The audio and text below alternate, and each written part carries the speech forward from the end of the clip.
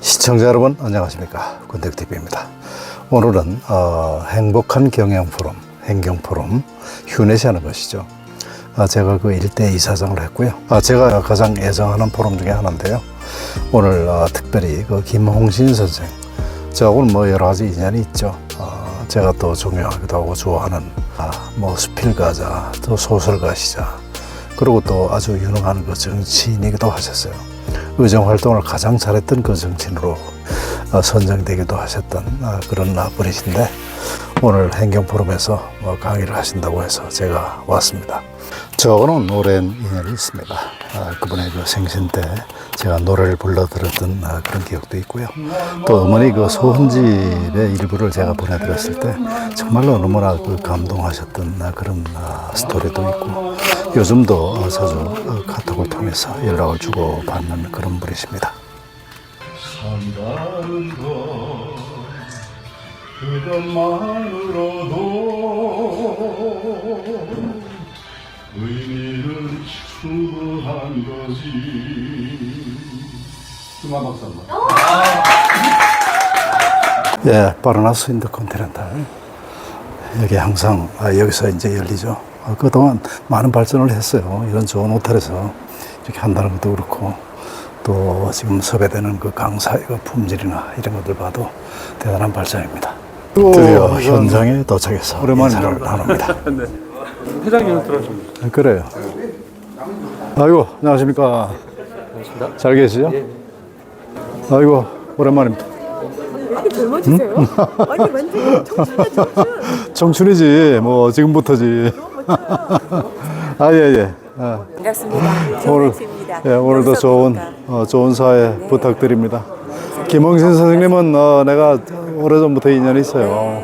그래서 내가 특별히 오늘 저거 하지. 저희 세대 대표님들이 가장 좋아했던 아마 그럴 거예요. 김홍신 작가님. 저 훌륭하신 분이지. 네, 오늘 기대하겠습니다. 예, 예. 어딜 가나 우리 그 김홍신 선생님은 참 인기가 많습니다. 네. 연미 아나운서입니다. 여러분 반갑습니다. 네, 손현미 아나운서가 행경포럼의 지금 모든 그 진행을 맡고 있습니다. 수준이기도 하고요. 지금 2024년 행복한 경영대학 총동문회에서 집행부 일원으로 열심히 활동하고 있습니다. 혹시 대표님들께서 방송 출연이나 미디어 인터뷰 등 뭔가 도움이 필요하시면 언제든지 말씀해 주시면 제가 재능 기부로 적극 지원해드리도록 하겠습니다. 저희 행경국의 자랑스러운 일원이기도 하고요. 또 비영리단체인 사단법인 원코리아의 이사장님으로 나눔과 봉사활동을 아주 활발하게 펼치고 계십니다. 얼마 전에 통일부 장관상도 수상하셨다고 합니다. 자, 전 세계 해외 동포들과도 많은 네트워크를 가지고 계신 김희정 이사장님을 여러분의 큰 박수로 모시도록 하겠습니다. 네, 김희정 이사장님의 그 오늘 그 강사 소개하십니다. 네. 김희정 그 이사장이 우리 김홍신 선생님을 소개하는 그 세션입니다. 여러분 식사 맛있게 하셨나요? 네. 저는 방금 서현미 사회자님께서 소개를 해주신 것처럼 국기에 있고 김희정이고요. 그리고 사단법인 원코리아를 운영하면서 또 행복누리단의 봉사활동도 같이 하면서 매일매일 행복한 삶을 살고 있습니다. 제가 인생사용 설명서라고 하는 이 베스트셀러 책을 일본어로 번역을 해서 일본에서 출판을 했습니다. 일본인들은 자연재해 때문에 큰 고통을 받았지만 우리 한국 국민들은 일본의 침략으로 더 지독한 고통을 겪었습니다.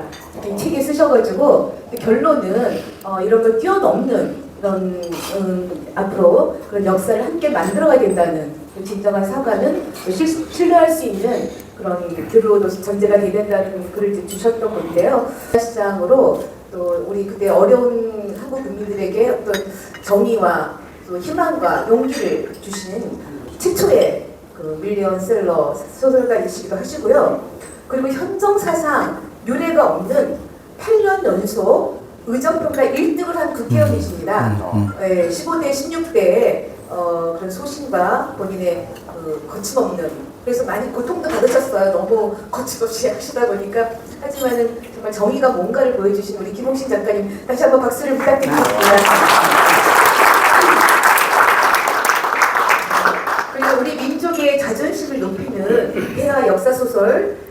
신앙심의 대발해 전 10권을 또 이렇게 발표하셨는데요. 이 책을 통해서 통일문화대상과 현대불교문학상을 수상하셨습니다. 김홍식 작가님을 모시고 귀한 말씀 듣도록 하겠습니다. 네, 우리 감사합니다.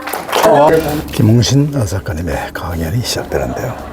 늘 느끼지만 정말로 이웃집 아저씨처럼 친근한 그리고 형님처럼 아주 자박자박 소박하게 그 말씀하시는 그런 매력이 있습니다. 여러분 끝까지 함께 해주시기 바랍니다. CEO 그룹들 그 특강을 할 때마다 느끼는 것인데요. 그 눈빛하고 표정 자세가 굉장히 그 존경심을 가질 수밖에 없는 느낌을 여러분들 아시는지 모르겠습니다. 그런데 저는 이런 그 강연을 자주 하기 때문에 그걸 느끼게 됩니다. 이제 상징적으로 말씀드리면은 그 우면산 무너지던 날, 그날 그 특강을 하는데요. 전체 인원이 102명으로 기억을 해요. 그래서 제가 그 스페인집에다가 글을 쓴 적이 있습니다. 근데 제가 집에서 일반 주택인데요. 나올 때 빗물이 얼마나 많이 왔느냐면 저를 안내하는 차가 차 문을 열으니까 물이 거의 들어갈 만큼 위에서 빗물이 쏟아져 내려왔습니다. 그러니까 저도 옷을 버렸지만 저를 안내하던 분은 우산을 쓰고 저를 받쳐서 차에 들어가게 하고 그 다음에 본인이 탔는데 양복이 다 젖었습니다. 구두도 다 물론 젖고 저도 양쪽 구두 속에 물이 들어갈 정도였습니다. 그런 날이었는데 저는 제 집에 이제 이메일로 명단을 102명의 명단이 와 있어요. 어떤 분이 오시는지 그걸 보고 왔는데 오면서 무슨 생각을 했냐면 아마 5, 60명 오면 많이 올 거다 이렇게 생각을 했는데 102명이 다 와버렸습니다. 제가 그때 여기 오신 분들은 거의 바보급이다라고 얘기했어요. 그러면서 한 얘기가 여러분 때문에 대한민국이 좋은 나라가 될 수밖에 없다는 상징적 구조가 오늘 펼쳐졌습니다. 여러분을 존경합니다. 그렇게 이야기를 했어요. 자, 이 얘기를 전제로 하는 이유가 있습니다. 대한민국은 행복하지 않은 나라입니다. 이유가 뭐냐면은 가장 큰 이유는 비교법인데 대한민국 가장 짧은 시간에 그 3050 클럽이 됐고 선진국이 됐습니다. 근데 3만 달러를 돌파하고 5천만 민족을 가진 세계 7번째 나라인데 앞에 6개 나라는 모두 식민지를 거느렸고 선진국이고 대한민국만 식민지였고 아직도 철조망에 가로막힌 선나라. 그러니까 북한에서는 자주 포를 쏘고 있고 이런 위기에 처해 있는 나라입니다. 그런데 선진국 반열에 올라갔다는 것은 거의 기적입니다. 대한민국은 기적을 읽었는데 기쁨을 잃어버렸습니다. 배고픔은 해결했는데 배 아픔을 해결 못했습니다. 여러분도 아마 사업하시다가 느끼셨을 거예요. 이 배 아픔 때문에 수많은 고통을 겪으셨습니다. 그럼에도 불구하고 오늘 여러분들이 이 자리에 오셨다는 것은 거의 기적에 가깝습니다. 그런 점 때문에 이 말씀을 먼저 드리고 이야기를 시작하겠습니다. 여러분 또 보니까 이렇게 아는 분들이 또 제가 아는 분들이 여러 분 계세요. 우리 물론 저를 소개한 그 장관도 그렇지만 산막스쿨에 또 여기 초대 이사장 하셨죠. 이런 분들이 그렇게 해서 아는 분들 그 전에 이제 제 특강을 이렇게 들었던 분들 이렇게 계신데요. 제가 오늘 이 자리에서 이제 드리는 말씀 중에 가장 중요한 것을 오늘 화두로 던지고 싶습니다. 이집트 교훈이에요.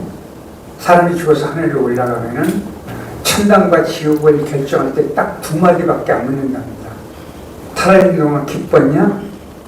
남도 기쁘게 했냐? 둘 다 그렇다면 천당. 둘 중에 하나라도 아니면 지옥. 여러분 어디 갈 것 같습니까?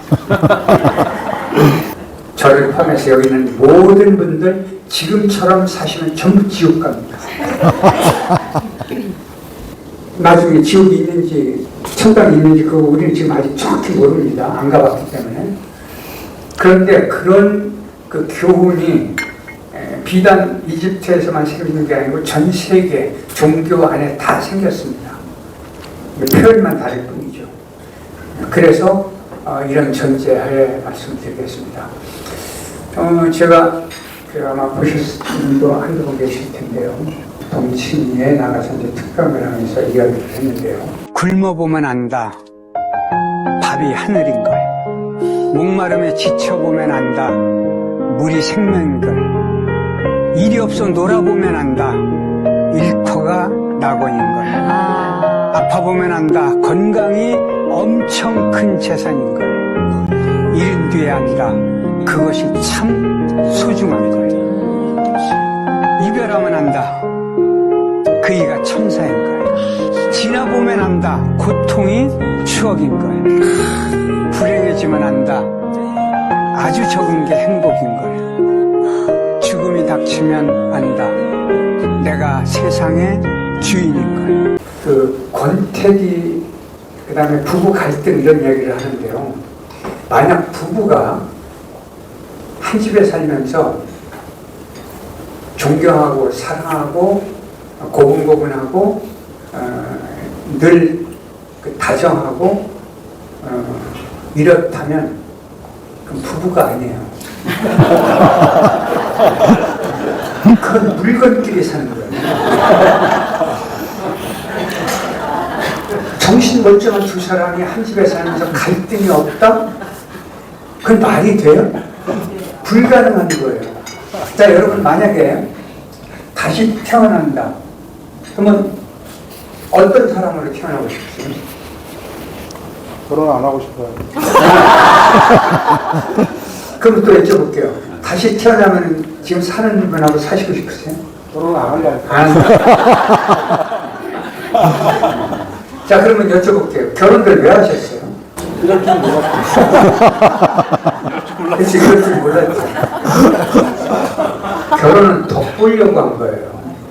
육체적이든지 정신적이든지 사는 거든지 자녀가 필요했든지 무엇인가 필요했기 때문에 덕을 보려고 했는데 살다 보니까 덕을 보는 게 아니고 덕을 주고 있다라고 서로 느끼는 겁니다. 그러니까 다시 태어나서 만약에 내가 원하는 사람하고 결혼하고 싶다? 한번 상상해보세요. 어떤 사람하고 싶으세요? 그럼 여러분 사람하고 결혼하면 안 돼요. 천사나 귀신하고 해요. 불가능해요. 그러니까 행복할 수가 없는 것입니다. 근데 유달리 한국인이 OECD 국가 중에 가장 행복도가 낮고 전 세계 143개국 행복도 조사라면 거의 100등까지 가는 이유가 뭐냐면은 바로 욕구 때문에 그렇습니다. 근데 어떤 욕구냐면 우리가 급속 발전을 했기 때문에 비교법으로 세상살이를 하게 됩니다. 제가 어려서 집에서요 부모님한테 늘 배운 게 비교법이에요. 여러분도 마찬가지일 거예요. 꼭 저를 갖다 비교하느냐면 아무개 봐라 공부 잘하지 않냐, 아무개 봐라 심부름 잘하지 않냐, 아무개 봐라 착하냐. 제가 보니까 별거 아닌 애인데 우리 어머니 입장은 그거 하나를 가지고 저를 가르치고 싶으니까 강조법으로 그렇게 이야기를 했거든요. 근데 비교법을 한번 생각해 보세요. 여러분들 동남아시아 같은 데 이렇게 가실 때 그 나라 말 배워가지고 가시나요? 그냥 갑니다. 그 음식점에 가서요 우리말로 이거 가져와 저거 가져와 오케이 너 뭐 몇 마디만 하면 되거든요. 그렇게 자신만만한데 미국과 유럽에 가면은 주는 대로 먹고 말아요. 영어 모른다고 그 사람들이 뭐라고 한 적 없어요. 근데 괜히 주눅드는 이유가 뭐냐면 만척하려고. 그 다음에 영어 발음이 서툴러서 통용이 안 되면은 부끄러운 마음이 들어서. 이게 모두 다 뭐냐면 비교법입니다. 행복하지 않은 이유는 바로 비교법인데요. 이 비교법 한번 보세요. 학력, 인물, 집안, 아파트, 자동차, 그 경제력, 사회적 지위, 이건 별걸 다 따지는데 밖에서만 따지는 게 아니고 이건 집안에서도 따집니다. 좀 더 냉정하게 한번 생각을 해보세요. 내가 집안에서 따졌는지 안 따졌는지 따지고 있습니다. 아까 오면서 저를 안내해준 분한테 말씀드렸는데 제가 오래전에요 미스코리아 심사위원을 하면서 이렇게 느낀 것은 뭔지 아세요? 집안에서 미스코리아 세종문화회관에서 대회하는 날이요. 텔레비전 앞에 시청률이 굉장히 높습니다. 그때 무슨 생각을 했는지 한번 생각을 해보세요. 남성들은 무슨 생각을 했으면 여성들은 무슨 생각을 했을까? 여성들 입장에서는요, 그냥 쉽게 말씀드리면은 내가 저렇게 생겼으면 이 인간을 안 만났을 텐데. 남성들은 내가 저 인간을 만났어야 되는데 이런 생각을 했을까요? 안 했을까요? 네, 죄송해요. 이게 뭐냐면 나쁜 게 아니에요. 이게 그 사람을 성장시키는 요인 중에 하나가 된 것입니다. 그래서 한국인이 전 세계에서요, 유대인, 일본인, 중국의 온대지방에 사는 사람, 독일인, 이분들보다 이 두뇌가 월등하게 뛰어나다는 것이 과학적으로 이미 학자들이 인정을 했습니다. 그러니까 뛰어난 사람들의 공통 특징이 뭐냐면 바로 비교법입니다. 근데 비교법 때문에 우리가 손해도 봤지만은 대한민국이 도저히 외국이 상상할 수 없을 만큼의 성장, 발전한 겁니다. 근데 그동안은 어떻게 성장했느냐면 모방 성장입니다. 남의 걸 전부 잘 베꼈어요. 그러다가 선진국 반열에 오르기 시작한 것은 바로 이제 창조 성장으로 우리가 바뀌었기 때문입니다. 그래서 여러분도 의식 자체를 이제 모방에서 창조적 관점으로 바뀌셔야 됩니다. 자, 이제 갈등 이야기를 먼저 끝내고 다음 말씀으로 넘어가겠습니다. 이게 과학적으로 입증이 된 것인데요. 여러분 이렇게 피부 있죠? 이 피부는 28일이면 세포가 변합니다. 28일 지나면 이 피부가 내 피부가 아니에요. 바뀐 피부입니다. 적혈구, 이제 피는요, 120일이면 바뀝니다. 여기 의학을 전공하신 분들은 아실 거예요. 그 다음 손발통은 180일, 뼈와 근육은 200일이면 바뀝니다. 오늘 저녁에 댁에 가시면 집에 있는 그 양반은 1년 전에 그 남자 그 여자가 아니에요. 바뀐 거예요. 그러니까 여러분은 1년에 한 번씩 다른 남자와 다른 여자하고 사는 거예요. 근데 외모와 생각과 행동 양식이 안 바뀌었기 때문에 그 사람인 거예요. 상대가 바뀌기를 기다릴 게 아니고 내가 바뀌어야 됩니다. 그럼 대충 이렇게 얘기하면 내가 먼저 바뀌는 거는 자존심이 상하고 상대에게 굴복하는 것 라고 이렇게 느낌이 온다고 이렇게 솔직히 얘기하는 사람들이 있어요. 그러면 지옥을 선택하는 수밖에 없습니다. 내가 바뀌면 상대도 내가 원하는 만큼 절대 안 바뀝니다. 아주 작게 상대도 바뀝니다. 제가 인생사용 설명서 그 글을 쓸 때 그 안에도 이제 그런 이야기가 있는데요. 관상이라는 게 있죠. 저보고 이런 이야기를 해요. 10년 전에나 지금이나 똑같다는 거예요. 거짓말인 거 뻔히 알면서 기분 되게 좋습니다. 그래서 그 얘기를 듣고 화장실에 가서 거울을 보면 제가 진짜 젊어져 있어요. 근데 이제 시골에 논산에 가면 그 김홍시문학관이 있어서 자주 내려가요. 그러면 거기 가면은 왜 어려서 같이 빨개던 친구들 만나면 그때 이렇게 양복 입을 리가 없지 않습니까? 그냥 편안하게 앉으면은 참 너도 별 수 없다 야. 폭삭 늙었네. 이 얘기를 듣고 화장실에서 거울을 보면은요, 진짜 주름살, 점, 그 다음에 이게 빠진 머리, 별게 다 표가 나요. 잔주름. 말 한마디에 제가 변하더라고요. 제가 코로나 때요, 운이 좋아서 염색약을 버렸습니다. 아까 사진 보셨지만 검은 머리였죠. 제가 이제 한 2년인가요? 전부터 머리가 이제 본래 색깔로 돌아왔어요. 염색을 안 하고. 너무 편하네요. 염색약 하나 버렸는데.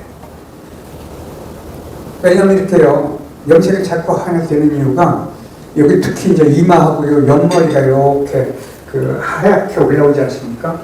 올라오면은 일이 없을 때는 괜찮은데, 이제 방송이거나 강연이거나 무슨 주례거나 특별한 누구 사람을 만나야 할 일이 있으면은 여기 조금 올라온 게 제 눈으로 굉장히 싫어요.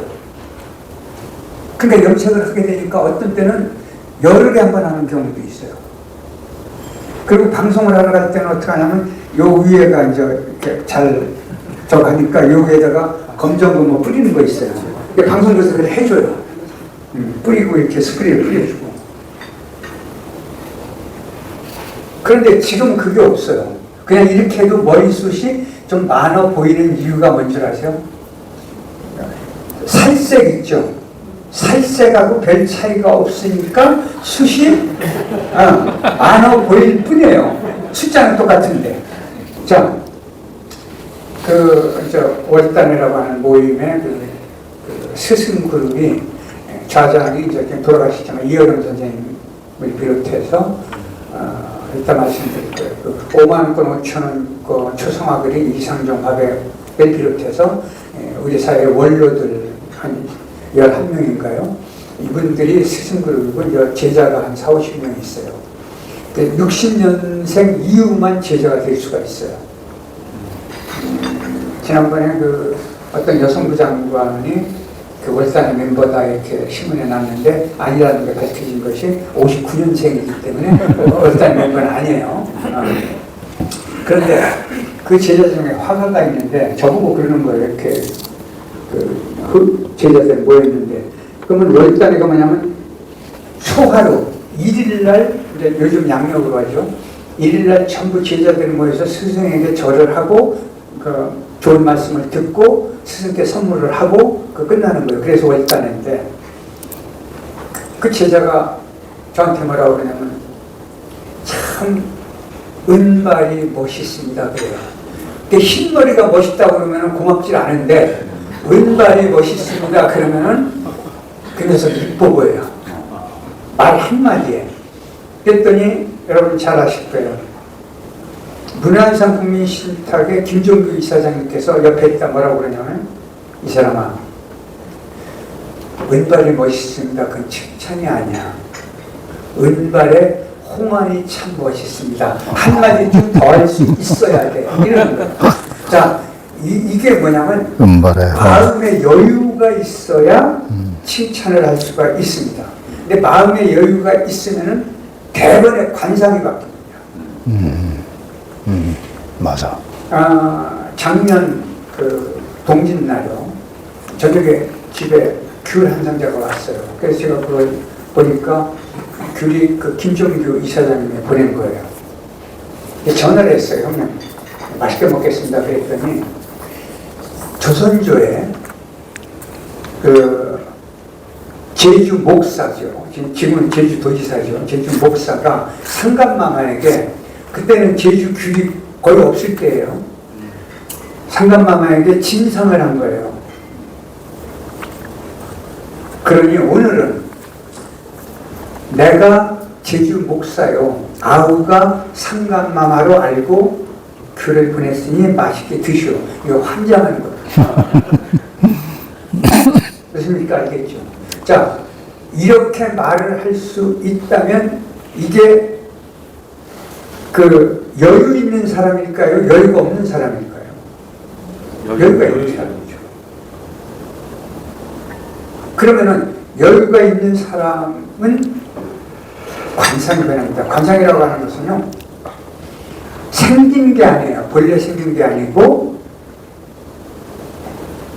생각하고 먹고 행동하고 이것이 포함돼서 온몸이 바뀌는 겁니다. 제가 젊어서 이제 소설 쓰려고 관상 공부를 할 때인데요. 그때 그 스승께서 그런 이야기를 했어요. 왜 관상이 필요하냐면 남의 관상을 보려고 배우는 것이 아니고 자기 관상을 바꾸기 위해서 하는 게 진짜 관상 공부다. 그 말이 맞는 거예요.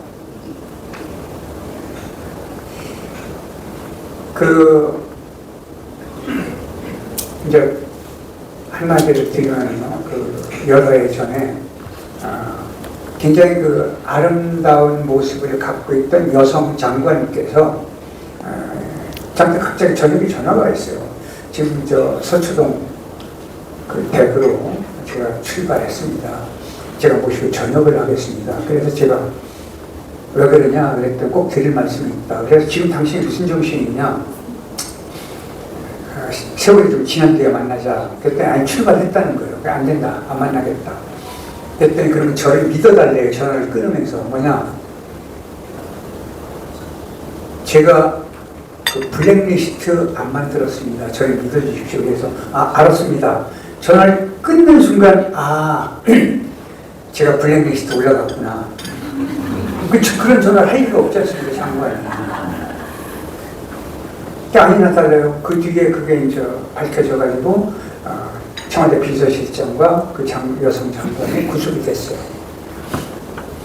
여러분도 아실 거예요. 참 아름답다고 느꼈던 분인데, 자, 수의를 입고 재판받으러 나오는 거 장면 봤을 때 아름답던가요? 그 화장을 안 해서 그랬을까요? 아니에요. 영혼이 망가졌기 때문에 그런 거예요. 그러니까 어떠한 경우라도 영혼이 망가지면 안 됩니다. 근데 육신은 망가질 수밖에 없어요. 왜냐하면 인문학이 왜 생겼느냐면 죽음 때문에 생긴 거예요.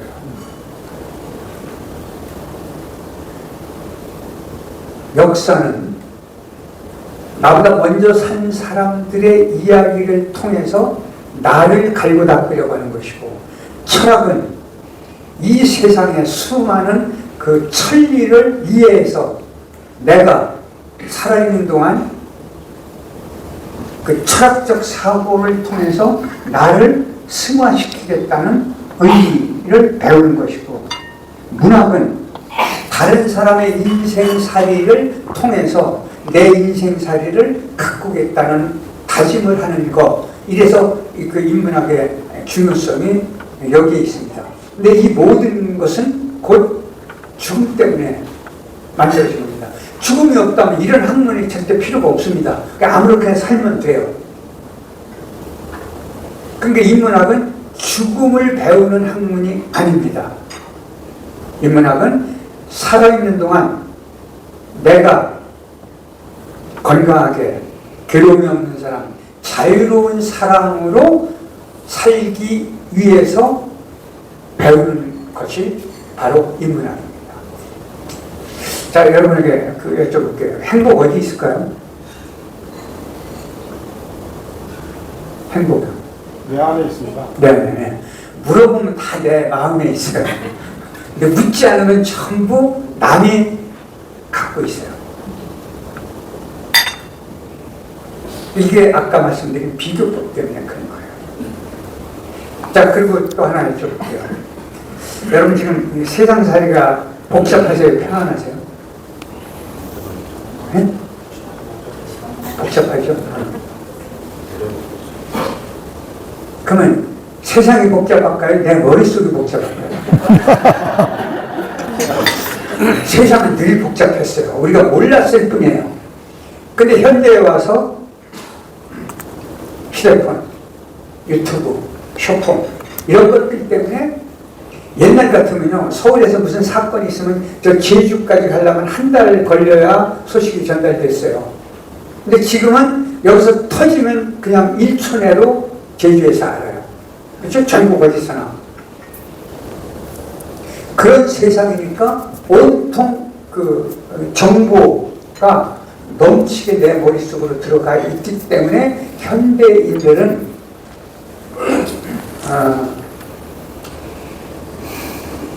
물건 잃어버리는 걸 뭐라고 그래요? 건망증, 건망증을 갖지 않으면 안 돼요. 근데 여러분 건망증이 생겼을 때 야 이거 치매 전조 증상 아니야 걱정을 하는데 아니에요. 건망증이 있어야만 여러분은 견딥니다. 건망증이 없어서 그걸 다 기억하고 있다면 여러분 어떻게 돼요? 이 1.5kg밖에 안 되는 이 뇌가 터져버립니다.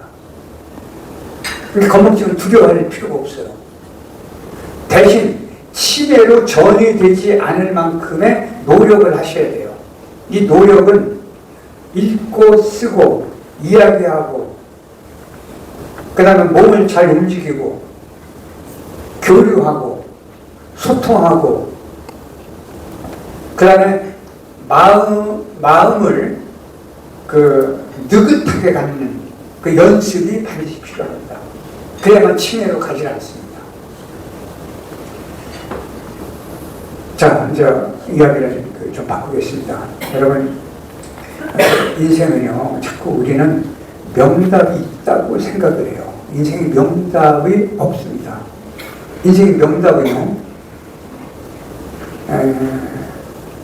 이제 여러분 다시 태어난 어떤 사람으로 태어나고 싶냐고 여쭤보면 뻔해요. 나오는 얘기가. 첫째,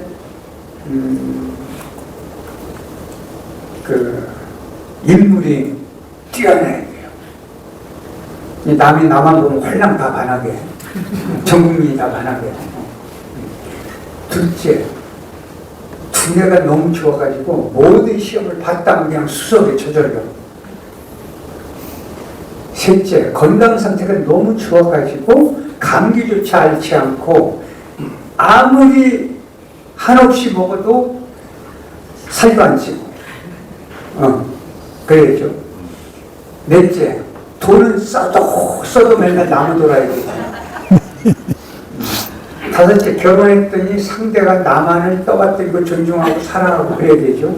여섯째, 아이를 낳았더니 효성이 지극하고 인물 좋고 공부 잘하고 말 잘하고. 일곱째, 세상에 나갔더니 모든 사람이 나를 부러워하고 존중하고 떠받들고 따라다니고. 이게 가능해요? 다시 태어날 수가 없잖아요. 불가능한 거예요. 그런데 마음을 바꾸면 이게 정답인데 명답, 인생은요 정답이 없어요. 명답을 찾는 겁니다. 인생의 명답은 한마디로 말씀드리면 잘 놀다 가지 않으면 불법입니다. 여러분 묻겠습니다. 잘 노셨어요? 한국인이 잘 놀았다면 거의 거짓말이에요. 더구나 여기 오신 분들. 왠 줄 아세요? 노는 법을 배운 적 없죠? 놀게 내버려 두지 않았죠? 공부하느라고, 돈 버느라고, 직장 생활하느라고, 쫓겨나지 않으려고, 아이 기르느라고, 남한테 꿀리지 않으려고, 그렇게 악을 쓰고 살아온 세월이 너무 길었단 말입니다. 그래서 나타난 현상이 뭔 줄 아세요? 한국인은 평균 수명이 전 세계에서 갑자기 제일 많이 늘어나는 나라예요. 그런데 저를 한번 보세요. 제 나이면 조선조 후기에 제가 태어났다면 그때 평균 수명이 37, 38이에요. 그럼 저는 한번 죽었다가 다시 태어났는데도 지금 늙은이에요. 자, 여러분들 아주 젊은 양반 빼고는 여러분은 지금 두 번째 살고 있는 거예요. 그런데 이 행복도가 낮은 이유가 이제 아까 비유법만도 얘기했지만은 그 욕구를 멈추지를 못하기 때문에 지금 행복도가 낮아 있는 거예요. 이것을 욕구를 바꾸라는 것이 아닙니다. 욕구를 승화되도록 하면 돼요. 이게 욕구에 매몰되는 게 아니고 욕구를 승화시키자는 뜻이에요. 그 이야기를 하나 또 바꿔서 해보죠. 자, 이게 지금 이게 뚜껑인데요. 이걸 여러분에게 제가 꽃다발이라고 한번 생각해 보세요. 이 꽃다발을 제가 한 다발씩 드렸어요. 이거 누구 거예요? 받은 사람 거죠. 그럼 이거 가져가실래요? 버리실래요? 가져가죠. 자, 이것도 두 번째. 며칠 썩은 음식물 쓰레기예요. 제가 한 봉지씩 드렸어요. 이거 누구 거죠? 박사님 겁니다. 그건 네 거죠. 받고 싶어요? 아니요. 그럼 만약 받았다면 어떡하실래요? 버리죠. 자, 지금 생각해보세요. 제가 꽃도 쓰레기도 드린 적이 없어요. 말로만 했어요. 근데 꽃은 받고 싶고 쓰레기는 받기 싫었어요. 버려요. 자, 생각의 쓰레기 한번 생각해보세요. 생각의 쓰레기가 쓸 때가 있을까요? 없을까요? 없다고요? 천만에요. 생각의 쓰레기처럼 쓸 데 많은 게 없어요. 생각의 쓰레기 암세포 공장입니다. 근데 우리는 이 생각의 쓰레기를 버리면 될 걸 가지고 있어요. 이걸 버리셔야 돼요. 그래서 지금부터 이야기하는 건 이제 생각의 쓰레기를 버리기 위한 말씀을 드려요. 자, 오클라호마 대학에서 10수년 전에 세계적인 학자들하고 함께 공동 연구한 소재가 뭐냐면 15살 먹은 침팬지죠. 이 침팬지를 4년간 140개 단어를 가르쳤어요. 물론 영어죠. 이 침팬지는요, 15살 먹은 아이는 사람 4~5살 먹은 아이의 두뇌 수준을 갖고 있어요. 4년 뒤에 첫 마디가 뭐였을까요? Let me out. 날 도와줘 그랬어요. 서울대공원의 동물 70%는요, 평균 수명대를 못 삽니다. 근데 얘들을요, 다른 외국의 동물들을 실험을 하기 위해서 귀나 이런 데 왜 그 표식이 있죠? 이거라고 풀어주는 아이들이요, 야생에 있던 동물보다 더 오래 살아요, 건강하게. 이유가 뭔지 아세요? 해방되었기 때문에요. 풀려났기 때문에. 그러면 사람이 자유롭지 않다는 것은 뭐냐면은 자기 생각에 갇혀있기 때문에 그래요. 이게 자유가 상실된 거예요. 여러분 보세요. 이게 자유와 구속됐다는 것을 상징적으로 이야기할 수 있는 것이, 지금 이제 갈 수가 있네. 노래방에 가서 노래하고 춤추면은 여러분 돈 내고 노래하고 춤추죠. 즐겁죠. 근데 노래방에 와서 돈 받고 노래하고 춤춰주는 사람 즐거울까요? 그 사람은 노동이에요. 돈벌이에요. 즐거울 수가 없어요. 그런데 즐김은 투자를 해야 돼요. 여러분들 골프들 하시잖아요. 자, 코로나 때 대한민국 전체가 골프장 난리가 났습니다. 지금도 마찬가지 아직도. 골퍼는 돈을 내고 걸어요. 눈비가 와도 돈을 잃어도 악을 쓰고 가요. 틈만 나면 일부 공직자는 명찰 바꿔서 가요. 근데 캐디는 돈을 받고 걷잖아요. 근데 캐디가 그럼 즐거울까요? 캐디에게는 이게 없어요. 뭐가 없냐? 너댓 시간 동안 대책 없이 친절해야 돼요. 그것이 곧 자유를 상실한 거예요. 근데 걔들도 즐기면 되잖아요. 그래, 난 돈을 받지만 나는 오늘 여기서 운동을 한다. 스포츠다. 근육을 살린다. 또 나는 비타민 D를 공짜로 먹는다. 이렇게 생각을 바꾸면 되는데 이게 바뀔까요? 안 바뀝니다. 그래서 자유로운 사람으로 사는 사람이, 여러분 보세요. 이 행복이라고 하는 거는요, 아주 소소한 거예요. 이건 제 얘기가 아니고 사가모니, 예수님, 무슨 공자, 맹자, 모든 현인들이 다 한 이야기예요. 그러니까 여러분 아시잖아요. 어떤 경우라도 즐기는 사람을 못 당한다고요. 그러니까 즐겨야 돼요. 이 즐긴다고 하는 것을 이렇게 상징적으로 말씀을 드리면요, 잘 즐기려면 내가 얼마나 귀중한 존재인가를 먼저 인정하는 사람이어야 돼요. 제가 속아가지고 몇 년 전에 안나푸르나를 다녀왔어요. 속지 않으면 미쳤어요. 거기 왜 가요? 죽을 고비를 왜 넘냐고요. 근데 스틱 2개가 얼마나 소중한지 아세요? 왜냐면 이게 그 1월이니까요. 그때가 이제 폭설이 와가지고 아주 뭐 거의 빈돌이나 마찬가지예요. 이게 스틱 2개가 없으면은, 그리고 만약 제가 중간에 넘어져서 다치거나 그러면은 저를 때리고 일행이 내려와야 되잖아요. 아니면 헬기를 부르면 몇천만 원인데 일기가 나쁘면 헬기도 못 떠요. 그래서 이제 이 마지막 코스에 가서 내일은 내려가야 돼요. 근데 거기까지 갔는데 후배가 저한테 그래요. 형님, 지금까지 오면서 뭘 봤습니까? 본 게 없어요. 왜? 앞만 보고 가야 돼요. 왜? 사진으로요.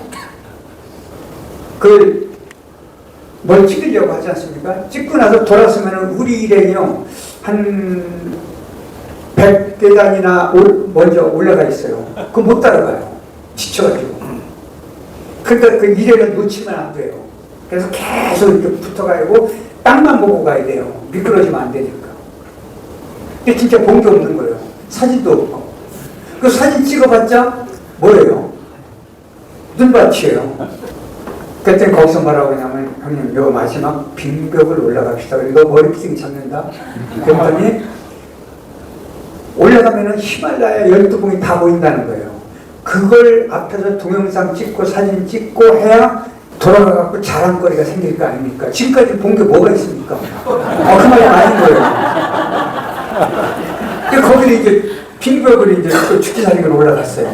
그러니까 진짜 쫙 12봉이 보이는 거예요. 이번에 그 동치인 보신 분들은 아마 그 제가 거기서 찍은 사진 쭉 영상으로 나온 거 보셨을 거예요. 근데 그걸 딱 보고서 제가 그랬어요. 봐라, 히말라야 12봉은 세세 몇 년 존재했고 앞으로도 수수만 년 존재한다. 지구가 없어질 때까지. 근데 나는 그걸 보면서 경탄을 하면서 온 우주 역사상 오로지 달랑 하나밖에 없는 나 자신에게는 왜 경탄하지 않냐. 경탄해라. 여러분, 지금 존재하는 거, 여기 오신 거, 기적을 읽었으니까 자기 자신을 경탄해. 조금 전에 죽은 사람이 있을까요? 없을까요? 수도 없이 많아요. 그럼 지금 여러분 건강하게 여기 걸어 오셨잖아요. 그럼 이게 기적이에요? 아니에요. 기적입니다. 경탄해야 돼요. 자기 자신을 경탄하고 지극히 사랑한 사람이 자유입니다. 제가 이렇게 말씀드리면, 저는 지금도 제 자신을 경탄하고 있을까요? 네. 그때뿐이에요. 이게 인생입니다. 그러니까 어떻게 돼요? 그런 기회를 자주 만들어줘야만 경탄이 연속되는 거예요. 그러니까 이제 농담처럼 얘기하면 그 우리나라 사람들, 특히 남성들, 그 아내에게 사랑한다는 말 안 한다고 그러잖아요. 그래서 우스갯얘기지만은 결혼한 지 20년 됐는데 텔레비전에서 왜 그 어떤 남편이 그 부인에게 막 사랑한다는 얘기를 자주 하니까 부인이 그랬다는 거예요. 당신은 왜 사랑한다는 얘기 안 하느냐 그랬더니 20년 전에 결혼할 때 사랑한다고 했잖아. 변하면 그때 얘기할게 이러더래요. 그렇게 안 한다고요. 그래서 제가 대학에 있을 때 제자들에게 이제 우스개 얘기를 하려고 그랬어요. 왜냐면 저는 뭐 아시겠지만 대학에 있을 때 제일 많을 때 수강생이 그때 학생 수가 적을 때인데요. 2,500명이나 수강 신청을 해가지고 저 때문에 규칙을 바꿨어요. 몇 명 이상 학생 수 수강 신청 못하게. 그래서 그 많은 학생들이 왜 그러면 저한테 이렇게 많이 왔냐면 제가 점수를 워낙 잘 줘요. 왜냐면 저는 시험 보는 게 징그러워요.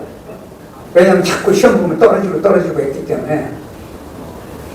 그래서 제가 약속이 뭐냐면 학생들에게 커리큘럼대로 가르치지 않겠다. 두 번째는 점수를 무조건 잘 주겠다. 그러니까 학생들이 이렇게 몰려든 거예요. 시험 공부하지 말라고 그래요, 저는. 왜냐하면 저는 인생 이야기를 자주 하는데 인생 이야기에 무슨 정답이 있냐. 그러니까 시험 공부하지 말아라. 그러니까 시험 감독 들어갈 때 조기를 들고 들어가지 않았어요.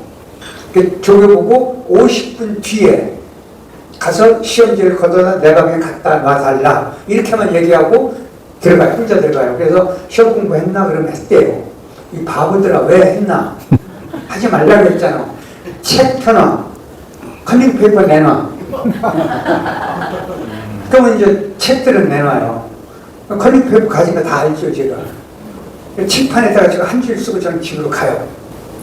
오늘 만약 1억 원이 생긴다면 그게 시험 문제예요. 그거 커닝이 돼요? 근데 진짜 만점 준 애가 있어요.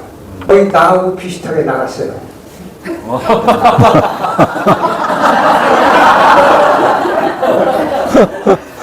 제가 쓰고 나가는데 그럼도 나가요. 뭐라고 쓴 줄 아세요?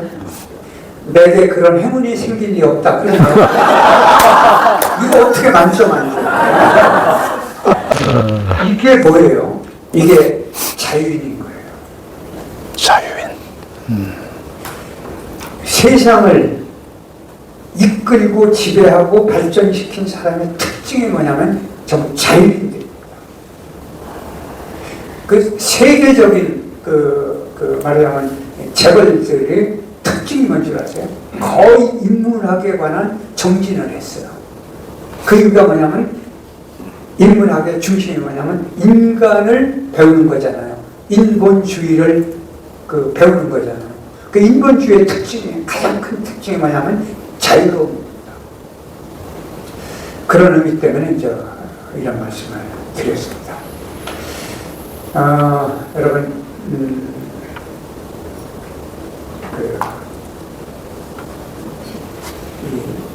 해적선 선장 기억하시죠? 영화. 해적선은 전부 안 되라고 그랬죠. 왜 그런 것 같아요? 네? 칼싸움에서 눈 다쳐서 일발만 안경 보려고 아니면 부하들에게 험상궂은 표정을 지어야 말 잘 들어서 아니에요. 해적선 선장은 두 눈이 다 멀쩡한 사람이에요. 늘 먼 곳을 이렇게 바다에서 보기 때문에 눈이 참 좋은 사람들이에요. 남의 배를 쳐들어가서 선실을 들어가야 되잖아요. 선실에 들어가면 깜깜하죠. 선실에 들어가야 뭐 뺏어올 게 있잖아요. 근데 숨어있던 저기 칼을 푹 찌르면 죽죠. 이제 아셨을 거예요. 문을 열고 들어가는 순간 안대를 빼면 보여요. 깜깜한 곳이. 여러분 영화관에 깜깜한 데 들어가면 처음에 안 보이죠. 근데 그 작은 불빛이나 이것 때문에 자리를 찾을 수가 있죠. 이 눈은요, 원추세포와 간상세포라는 게 있어서 어둠을 관장하는 세포와 밝음을 관장하는 세포가 달라요.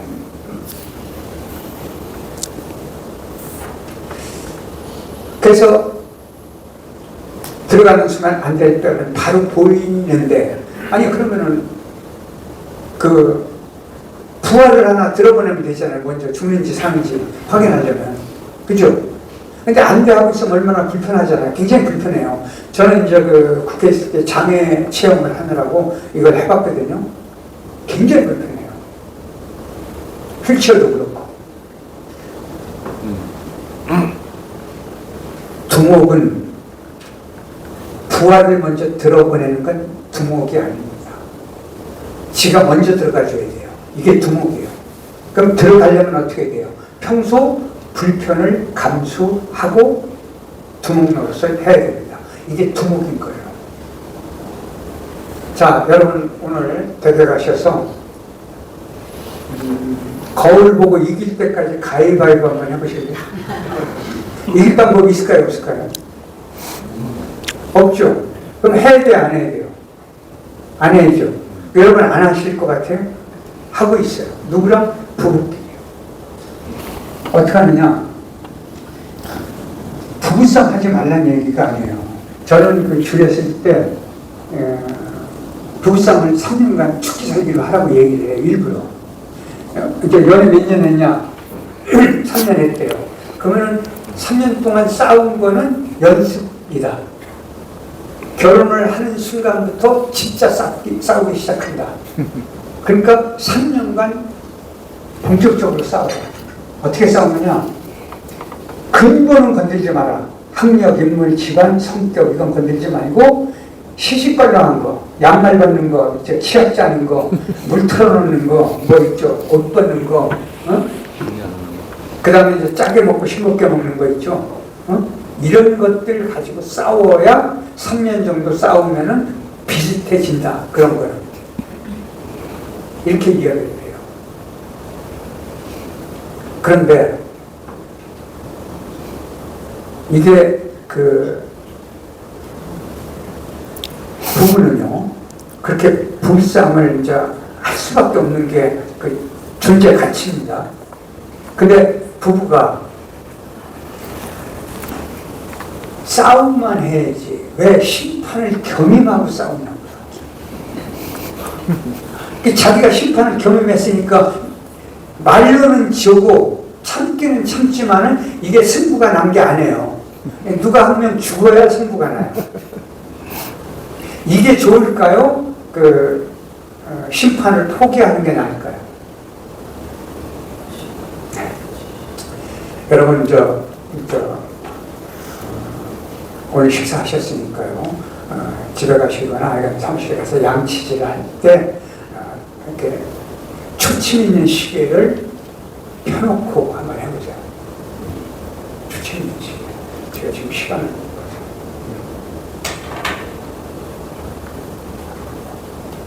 양치질 3분 무지하게 길어요. 근데 노래방에 가서 노래할 때는 1시간이 짧아서 연장하고 그래요. 그 이유는 뭐예요? 노래방은 재미가 있기 때문에 그렇고 양치질은 재미가 없어서 그래요.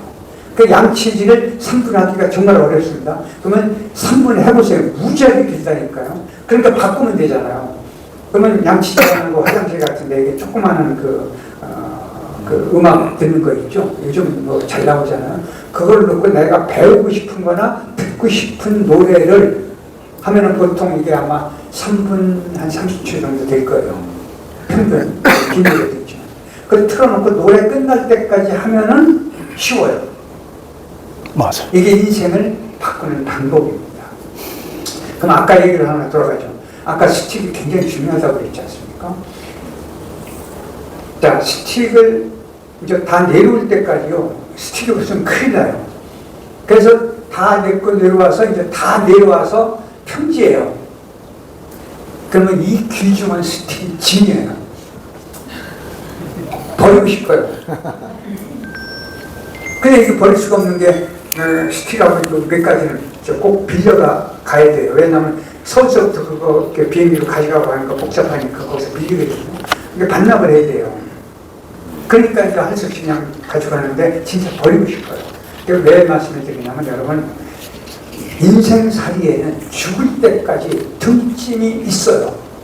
이 짐을 벗어서 던지려고 하지 마세요. 이 짐을 내가 짊어지고 있어야 내가 땅을 딛고 사는 거예요.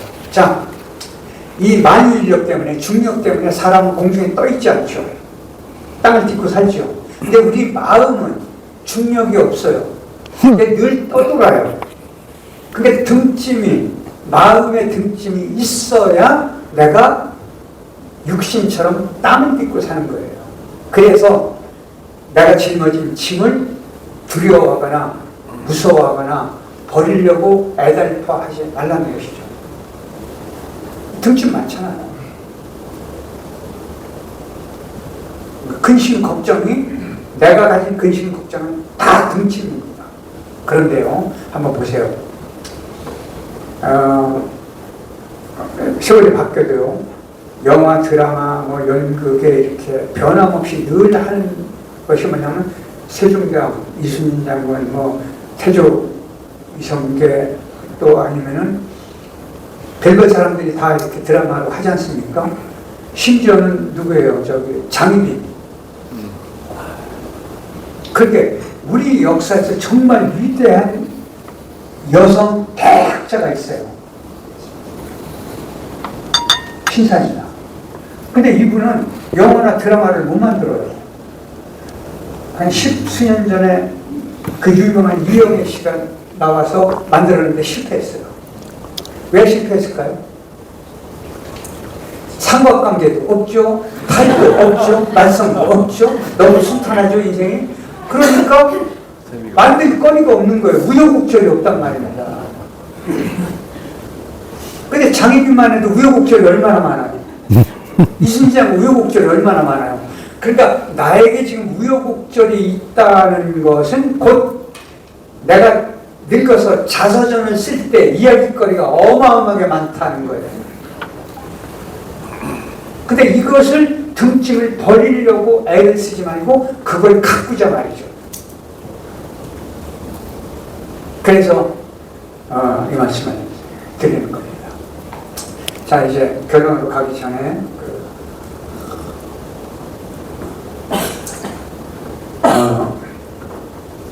찰스타인이 그런 얘기를 했어요. 똑똑한 정도, 강한 정도, 변화에 잘 적응하는 종을 이길 수가 없다. 대한민국에 그만한 호랑이가 지금 단 한 마리도 없어요. 동물원 위에는. 그 강한 동물이 어디 갔을까요? 자살했을까요? 전부 사람이 때려잡은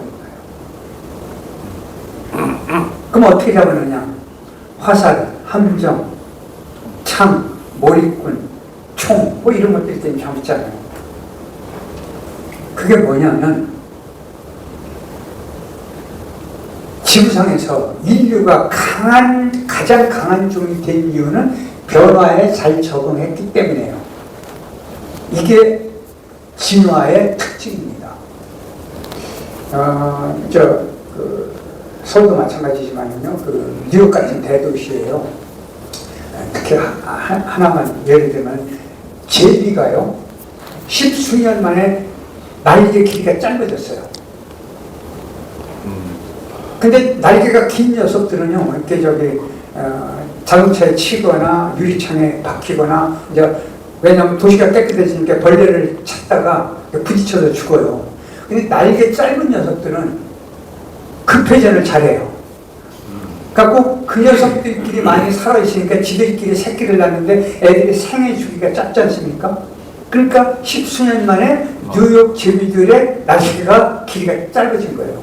이렇게 진화해 있어요. 이게 변화에 적응한 것이죠. 심지어는 식물도 그래요. 우리 같은 민들레 같은 거 있죠. 이게 뉴욕 같은 데는 얘들이 날려가봐야 씨앗이 날려가봐야 자리 잡을 데가 없잖아요.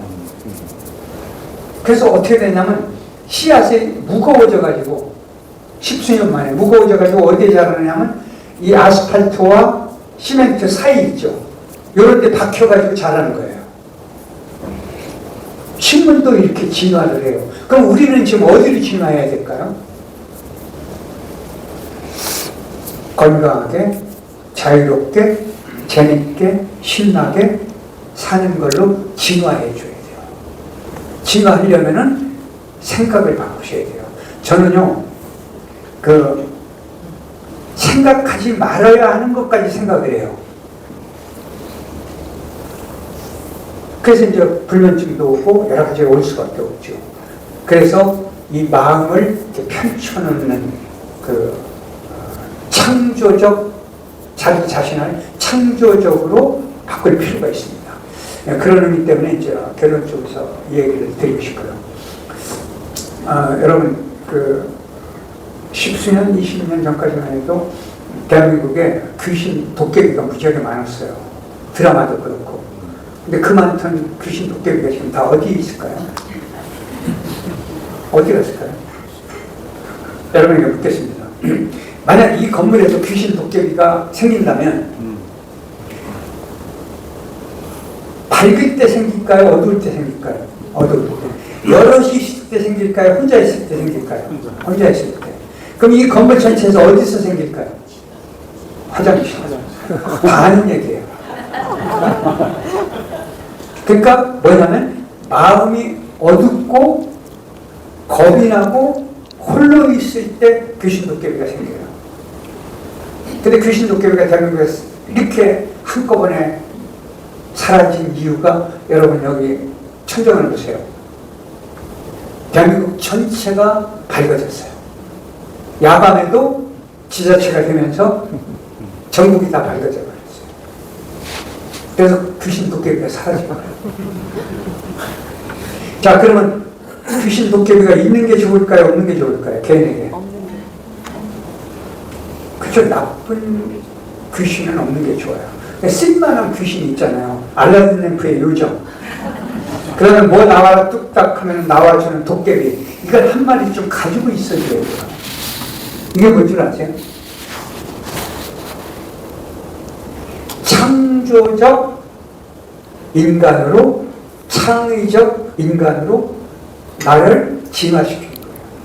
그래서 이걸 설명을 좀 드리려고 합니다.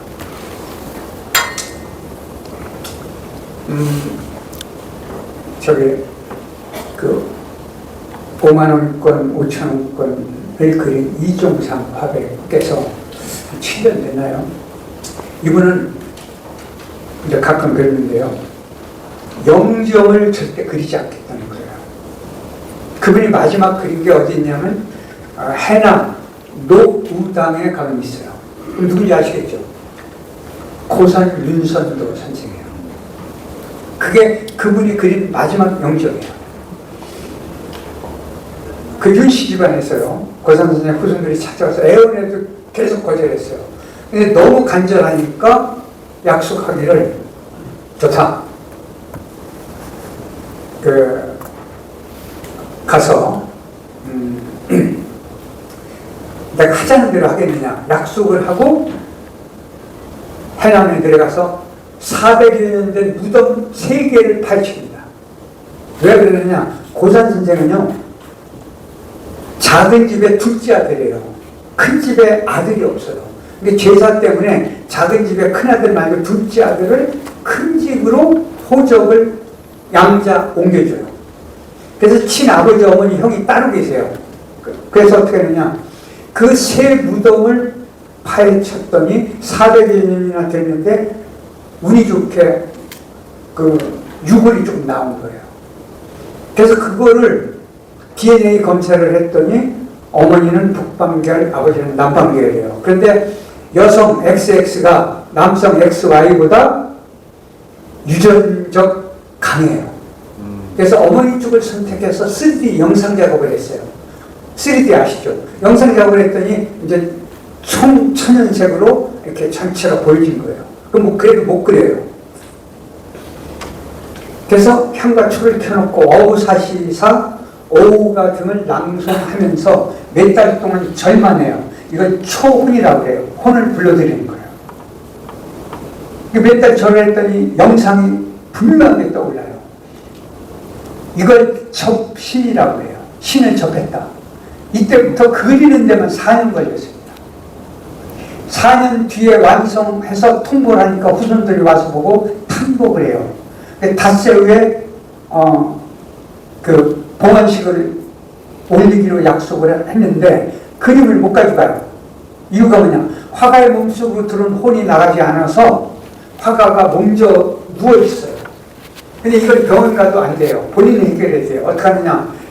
초상화를 걸어놓고 향과 초를 켜놓고 떠나시라고 다 그렸으니까 이걸 절을 해요. 이걸 첨배례라고 해요. 무슨 첨자는 우러러 올려다볼 첨자예요. 눈목변에 말씀문으로 끝나는 거. 그게 뭐냐면 첨성대야 첨자하고 똑같아요. 첨성대는 밤하늘의 별을 우러러 올려다보는 대가 첨성대예요. 그 며칠 절을 하니까 탁 떠났는데 화가는 몸져서 이제 더 못 일어나요.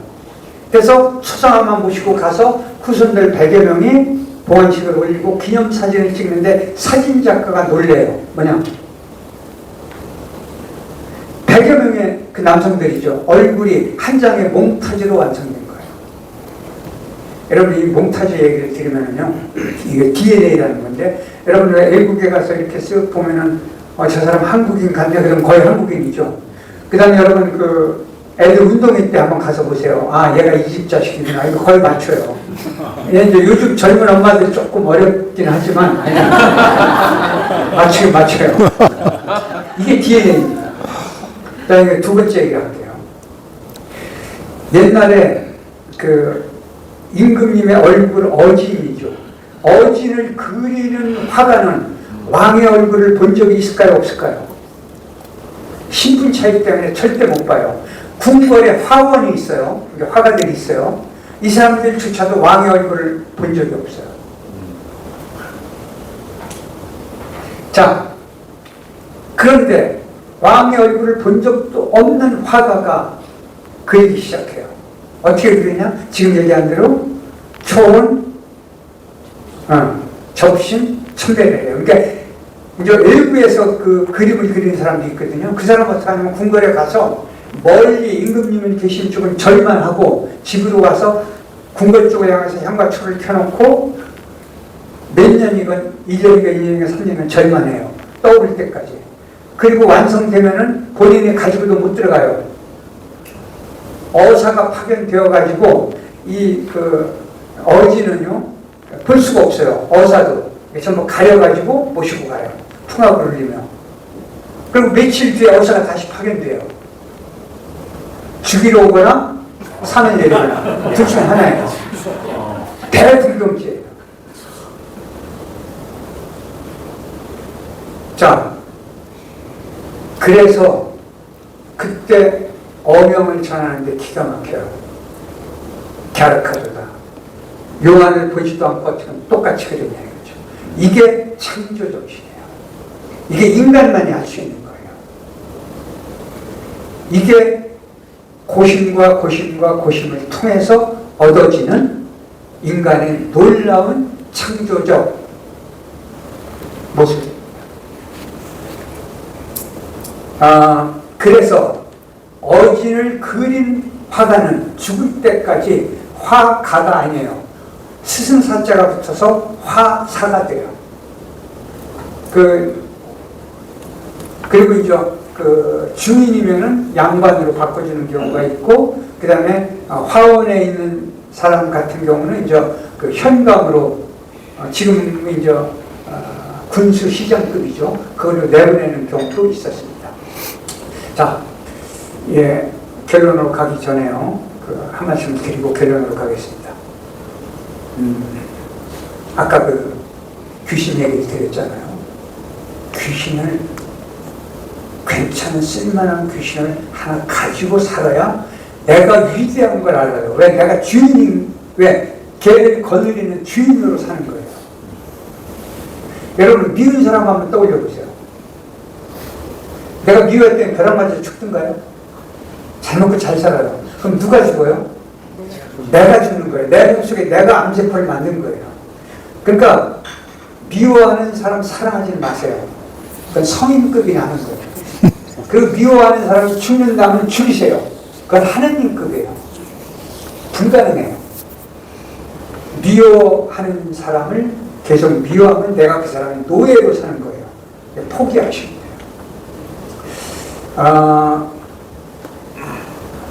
여러분, 요 말씀하고 결론을 끝내겠습니다. 제가요, 여러 해 전에 시골에 2시에 특강이 있어요. 근데 중간에 점심을 제대로 못 먹었죠. 2시니까. 가다가 그 운전해주는 친구에게 그랬어요. 어디 가서, 배고프면 목소리 잘 안 나오니까, 컵라면이라도 하나 먹었으면 좋겠다. 그리고 가는데, 지방도로 옆에요. 프레카트가 붙어 있어요. 뭐라고 붙었냐면, 냉면 개시 5,000원. 그래, 가자. 냉면 먹고, 시골집이니까 카드 주기가 민망해서 10,000원짜리 하나 주고 나와서, 그랬더니 그 운전한 친구가 잘 먹었습니다. 고맙습니다. 그래서 그대가 왜 고맙냐? 내가 그대에게 고맙지. 못 알아들어요. 그래서 그대가 나에게 세종대왕을 내 맘대로 하게 해줬잖아. 여러분, 돈을 썼다고 생각하지 마세요. 애들 용돈 주면은 세종대왕이나 뭐죠? 신사임당을 준 거고, 어디 가서 커피 한 잔을 샀으면 내가 신사임당을 쓴 거예요. 외국에 가면 초대 대통령, 황제를 내 맘대로 한 거예요. 이게 자유인이에요. 이게 주인 정치입니다. 자, 결론입니다. 궁궐 얘기로 하죠. 드라마나 영화 보면 왕이 나왔을 때 왕 주변에 꽃병이 많죠. 거기 꽃이 많이 꽂혀 있죠. 거기 생화가 꽂혀 있으면 감독과 작가가 뭘 잘 모르는 거예요. 우리나라 궁궐은 반드시 가짜 꽃을 꽂아놨습니다. 화장이 수십 명이 모여서 그 밀랍, 한산무시, 비단, 노루털 이런 거 가지고 꽃을 여러 개를 만들어요. 그래서 왕자, 공주, 외국에서 사신이 왔을 때, 이제 결혼할 때나 사신이 왔을 때 꽃을 다 바꿔요. 보통 6만 송에서 8만 송이를 바꿔요. 꽃 종류가 여러 가지거든요. 근데 그 꽃은 생화가 단 한 그릇도 없어요. 전부 가짜 꽃인데 궁궐 꽃은 비단 채차에서 채화라고 해야 돼요. 그러면 왜 가짜 꽃을 꽂았느냐? 아름답고 향기 나는 꽃은 백성이기 때문에 절대 꺾으면 안 돼요. 이게 우리 민족 DNA 정기입니다. 아름답지 않아요? 지금 정치하고 완전히 다른 거죠. 백성을 절대 꺾으면 안 됐어요. 백성은 하늘이었기 때문에. 자, 꽃 바꾼 날, 벌과 나비가 날라올까요? 안 올까요? 날라오는 얘들은 제정신 아닌 애들이시거든요. 근데 그날 놀라지 마십시오. 벌과 나비가 무수히 날라듭니다. 이유가 뭔지 아세요? 이게 창조 정신이에요. 진짜 꽃술을 따서 꿀에 개어서 가짜 꽃술에 발라놨기 때문에 꿀 때문에 온 거예요. 여러분, 지금 여기까지 여러분이 살아오신 동안 개인을 위한 그 진력 때문에 그랬겠지만 결론은 대한민국을 이렇게 부강하고 괜찮은 나라로 만들었습니다. 제가 작년, 재작년 두 번 교황청와 특별 특별 이렇게 만남을 가졌는데요. 그때 교황께서도 말씀하셨어요. 제가 저기 자료 몇 권을 가져왔는데 필요한 건 드릴게요. 이제 카톨릭 신자 되시면 제가 드릴게요. 교황께서 저한테 직접 하신 말씀은 한국인은 문화민족이다. 놀라운 저력을 갖고 있다. 앞으로 대한민국은 놀랍게 그 문명 국가가 될 것이다. 이걸 교황께서 직접 말씀하셨어요. 작년에 간 거는요, 그 김배원 신부님 성상이 섰는데요, 그 성 베드로 대성당 일벽은요, 수도원 설립한 역사에 유명하게 등장한 성인들만 모시게 되어 있는데, 작년에 한번 신문 보셨을 거예요. 동양인 최초로 수도원을 설립하지 않은 신부 생활 1년밖에 하지 않은 한국인 김배원 신부님 성상이 로마 대성당에 섰습니다. 그만큼 대한민국이 인정받고 있어요. 자, 그걸 생각하세요. 여러분이 대한민국을 그렇게 만든 찬란한 꽃들입니다. 여러분이 이 땅에 그 많은 꿀을 나눠주셨어요. 오늘부터 건강하고 재밌고 신나게 사셔서 더 많은 꿀을 이 땅에 여러분들이 꼭 남겨주셔야 됩니다. 오늘 함께 해주고 경청해 주셔서 고맙고 행복했습니다. 감사합니다.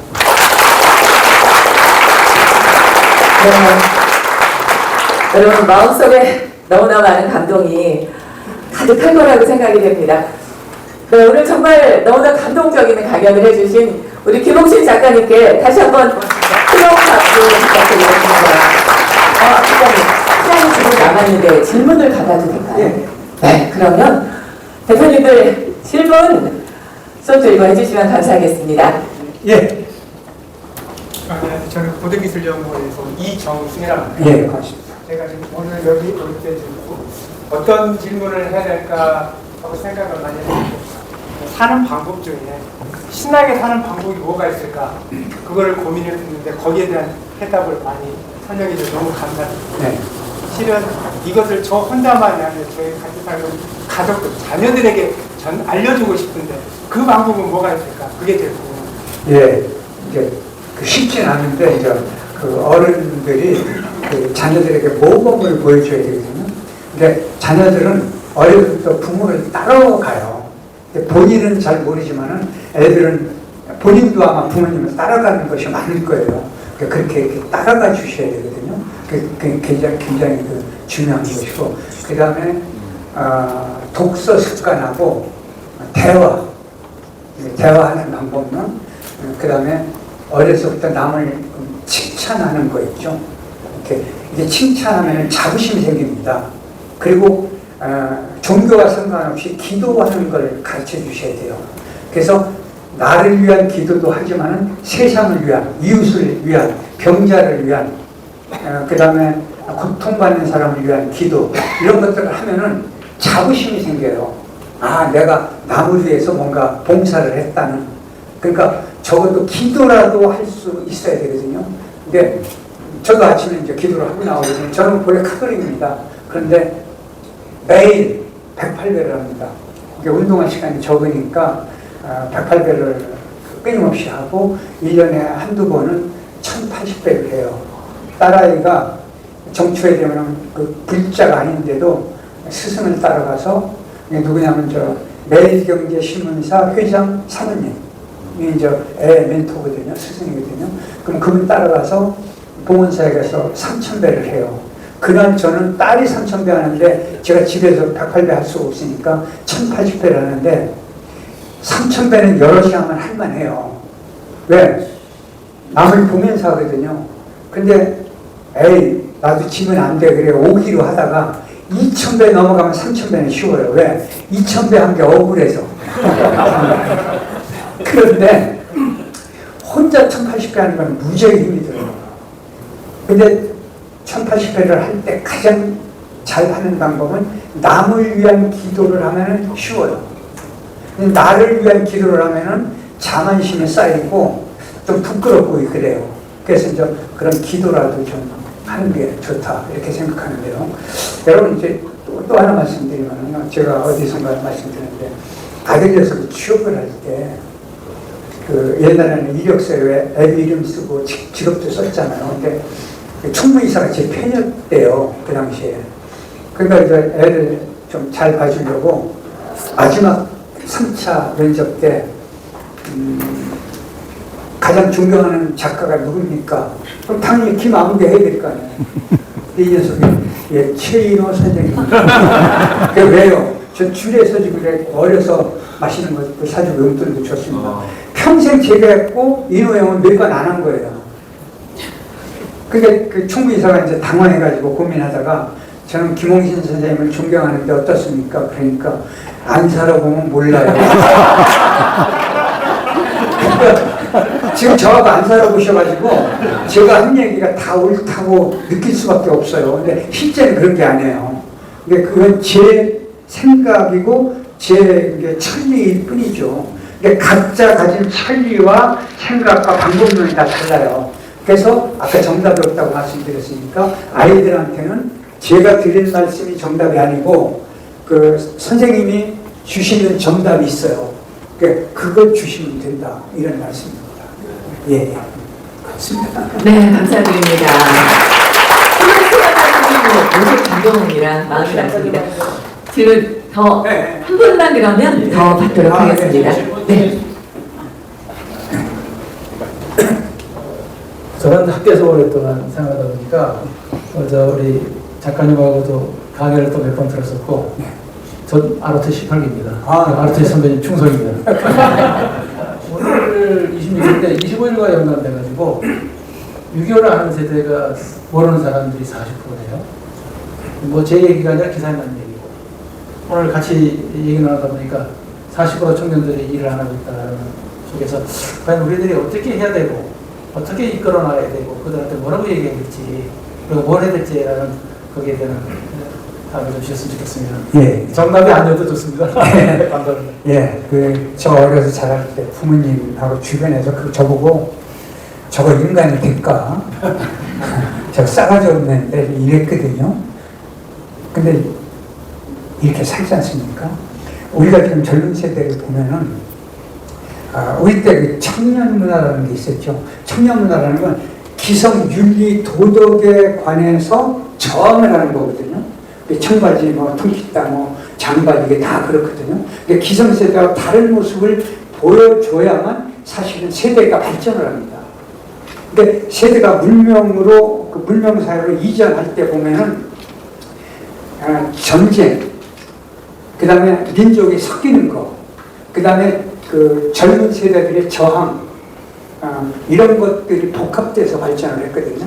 그런 걸로 본다면 지금 젊은 세대들의 변화한 것에 대해서 걱정을 안 하셔도 될 것 같아요. 왜냐하면 이 젊은 세대들이 갖는 지적 감수성, 그 다음에 정보력, 그 다음에 외국어를 구사하는 것, 그 다음에 뭐라고 할까, 그 사람들이 가지고 있는 용기, 이런 것들을 복합적으로 보면은 소수는 언제나 나고자적 또 못된 거 이게 있습니다. 도저히 용납하지 못할 만한 범죄 현상까지도 있습니다. 그러나 다수는 국가의 능력만큼이나 제대로 성장하고 있다. 근데 물론 여기에 이제 몇 가지